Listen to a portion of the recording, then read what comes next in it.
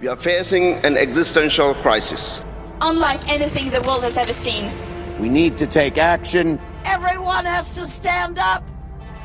The warning is not a new one.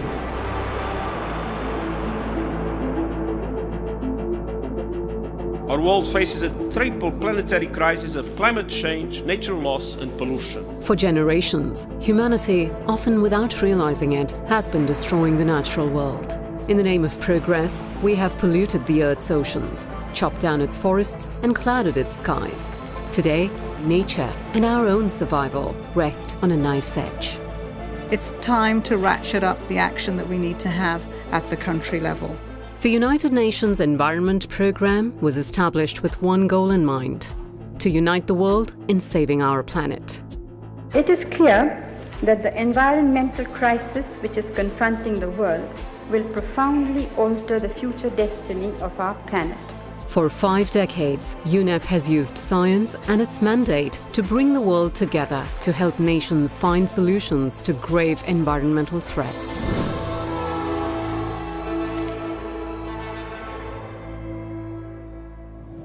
What is this pollution that we have heard so much about? The Mediterranean is sick. It's being poisoned slowly but steadily for those who need it most. The 1970s found a world grappling with an unprecedented crisis of pollution. Could the seemingly irreparable damage be undone? UNEP inspired the world to take action, preventing oil spills and toxic discharge by ships, uniting 143 coastal states to limit ocean pollution and save marine life, reducing air pollution and ending the scourge of acid rain. But soon, the world would face its biggest environmental challenge yet. The destruction of the ozone layer on a global scale is no longer just a theory. The hole over the Antarctica is no longer an isolated seasonal phenomenon. If the breach continued to grow, the planet would suffer lethal levels of ultraviolet radiation, harming human health, biodiversity, and climate.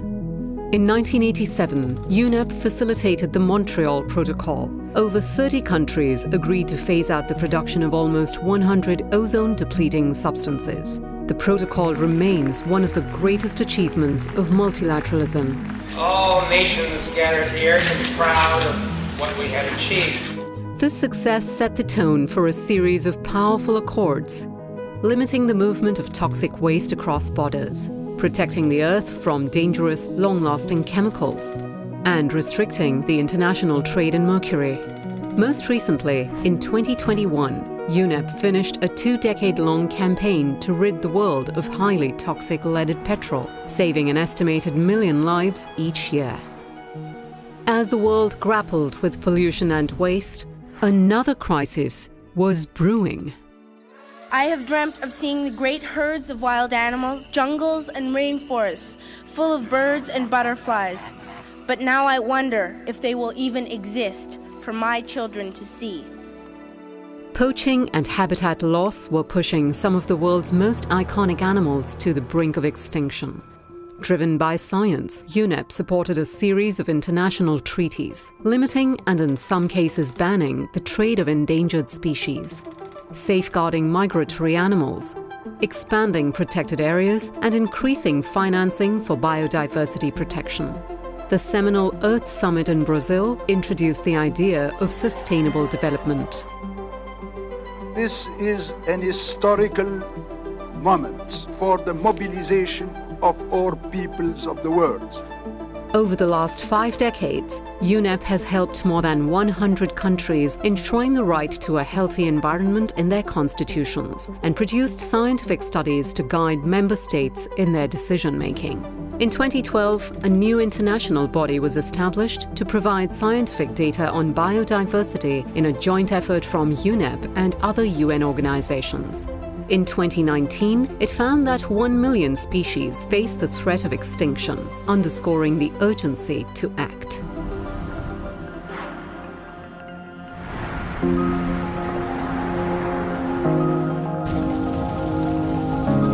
Every action we take alters the earth that future generations will inherit. The world is starting to recognize the effects of planetary warming, but UNEP began sounding the alarm 3 decades ago. As early as 1988, UNEP and the World Meteorological Organization launched the Intergovernmental Panel on Climate Change. For over 30 years, IPCC science has helped member states counter climate change, earning the body a Nobel Prize for its work. UNEP-backed studies have informed some of the planet's most crucial climate accords. These include a 1992 agreement that set a template for curbing greenhouse gas emissions, followed by the Kyoto Protocol and the landmark 2015 Paris Agreement. I'm proud to announce that 175 parties have signed the Paris Agreement. UNEP has also mobilized 450 banks, insurers and investors to help create a more sustainable world. We don't want fossil fuels anymore. A lot has happened in the last 50 years, but it's the next 10 that will be pivotal for life on this planet.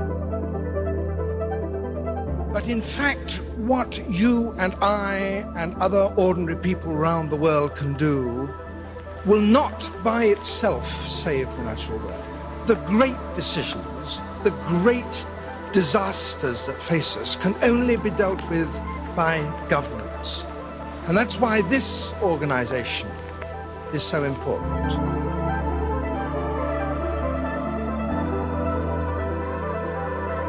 Over the past 50 years, we've seen when the world decides to act, the world comes together to act. Together with member states and partners, we've achieved a lot. But now is the time to truly make that lift for humanity and to do much more and much faster. And I have every reason to be hopeful. As an organization grounded in science, UNEP will do everything in its power to push for breakthroughs. Our planet and humanity depends on us. Together, we can build a greener and safer and fairer world for all.